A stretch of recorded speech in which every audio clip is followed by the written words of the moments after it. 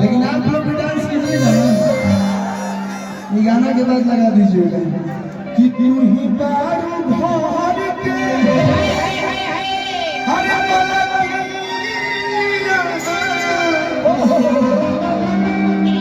हमारे सार के सार मतलब बुझा कर सार कहाँ घर है आपके? बंगाल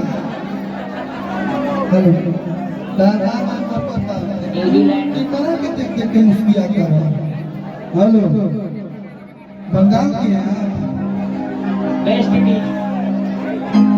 छत्तीसगढ़ सबसे बढ़िया छत्तीसगढ़ साल में सोता है जो बीबी का भाई होता है उसी को हम लोग बोलते हैं। बिहार में हम के हिट कहा जाता है, ब्रदर इंग्लिश में बोलते हैं। कि तू ही बात हमारे सार के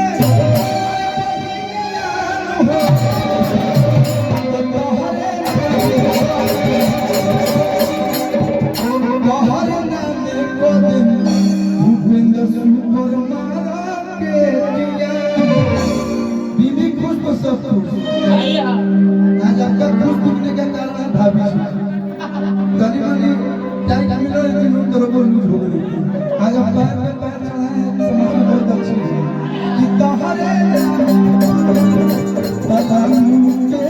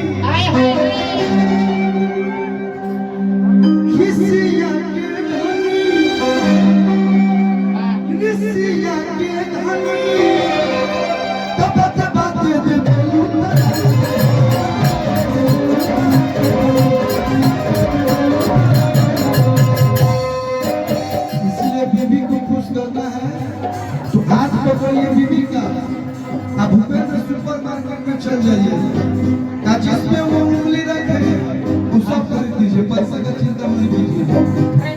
मेरा नाम बताइएगा तो 10-20% डिस्काउंट भी कर देंगे। ज्यादा सामान लीजिएगा तो बिना की छोटी बड़ी सामान मिलते ना। देखिए मार्केट में सही नहीं पड़ता है।